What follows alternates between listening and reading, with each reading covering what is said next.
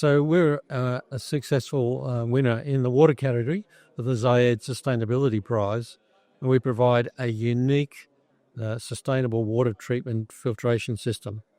Yeah, the Skyjuice Foundation manufactures a simple filter unit which uses no chemicals and uses no electricity. It can be deployed in communities for up to 1,000 to 2,000 people at very, very low cost. So people can actually take control of taking the worst quality drinking water or surface water and turn it into drinking water. It's a big challenge. There are around about 870 million people that don't have access to safe drinking water. They can't afford it. They're usually on very, very low incomes. So what you need to do is have a solution that doesn't cost a lot of money to run. So our systems run on gravity and no chemicals. So once they're installed, the water is free. So we're going to employ them in communities that have very, very low incomes. I think that UAE is a great role model when it comes to sustainability. If you look at energy and power and water production, it's leading the world. It's got some fantastic showcase projects. So if you're looking for a partner, particularly the Zayed Sustainability Prize, the money from this prize will supercharge what we're trying to do in the next couple of years. I think it's a unique partnership, and I'm looking forward to the next 2 years, and we can showcase what we're going to do in providing safe drinking water. Well, the next step is what we're going to do is actually choose 2 countries where we're going to provide safe drinking water to every child in those countries. So that will be unique. The main one will be Bhutan. And we're going to do that, start that project in the next 2 to 3 weeks. And what we hope to do is show everybody that access to safe drinking water can be achieved.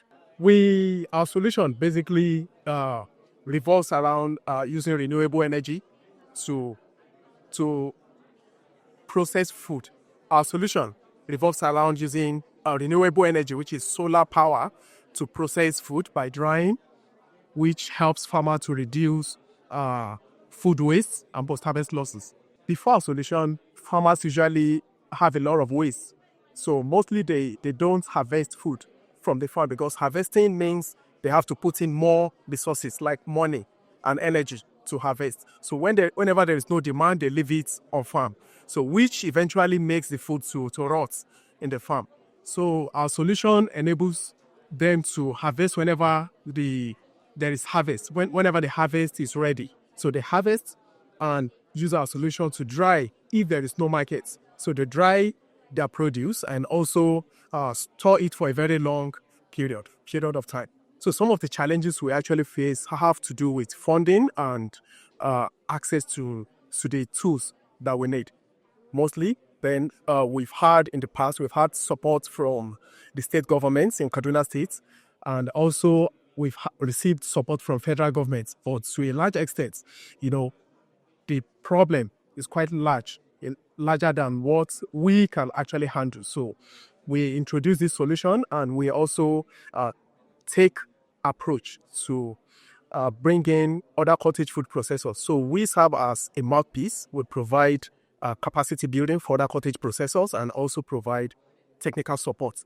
And we also give them access to our technology so that we are not the only one doing it. So we also have a whole lot of other cottage food processors doing this. So we provide our technology as a bridge to reduce food waste, not just by us alone, but in collaboration with other cottage food processors in Nigeria.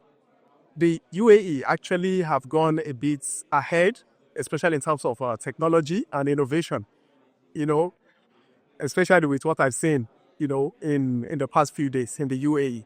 So I believe we can also follow suit to, learn from the UAE.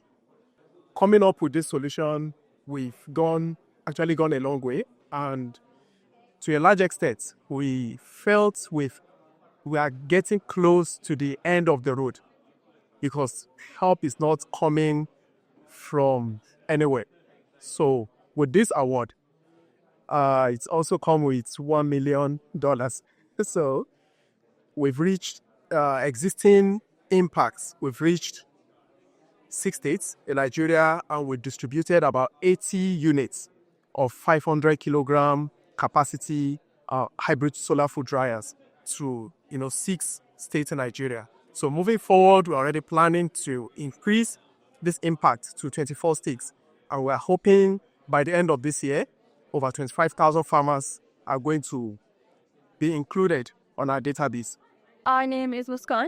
And I'm Monica. We're both studying in the 10th grade in Maryland International School, Abu Dhabi. And in the prize, we're from Global High School, Middle East and Africa. So our solution is a brick with a hollow end filled with algae, and the brick is made of cocoa fiber. So the working of our brick is essentially that the algae absorbs the carbon dioxide from its environment and gives out oxygen. It may seem really simple, but it has a very big impact, and it also reduces carbon emissions as a total. If you think about it, carbon dioxide has so many negative aspects, right? Rising sea levels. By reducing carbon dioxide emissions, we are solving so many problems. So the problems that Muskan's referring to, one of our main impacts is on the bad air quality. Not that in UAE, but even places where we're from. I'm from India, Muskan's from Pakistan. So in some places in rural areas, there's really bad air quality, which leads to deficiencies and even respiratory diseases in small children, which essentially it hinders their livelihood. So with this, we hope to spread it to regions where they really need it to improve their air quality and provide them with a second chance at living a clean life. So there are many challenges we face, really, right? Our idea started as a tank, and who's open to having a tank in their house, right? So we had to find a way to make it more plausible, and that's when the idea of a brick came. I think Monica was looking at her grandmother's beautiful designs, and the idea of a brick came. Our next challenge was how do we sustain algae's life? And that's when we decided to use cocoa fiber. It has many nutrients and it can withhold the water as well. So growing up here in the UAE, I grew up looking at the developments that, the leadership has made. And, it's really fascinating and inspiring to look at. When I was 6 years old, I went to Masdar City, and I remember these two women, they were walking around in, clothes, plastic dresses, I remember thinking that's so pretty, and they didn't even have to do anything for it. It's a plastic dress made of old plastic bags, right? So I think that the UAE, they really, implement sustainability into every of their core values. They teach their citizens that along with moving forward, we should take everyone forward with us, and we should do it for the better of our future. Their projects mainly Masdar City. It's really inspiring because it's an entire city running on solar energy. It really gives the youth and the people the idea that we can move forward, and we don't have to do it by damaging our environment, rather by helping it. So in the future, we want to expand our idea into maybe something huge. But as of now, as we are in school, right, we plan on educating smaller children, younger children, how they can make a difference. As we made a difference, maybe they can do it. In fact, our school is holding an event where we're encouraging children from KG all the way to grade 12 to bring up their ideas on the SDG goals that the Model United Nations has presented.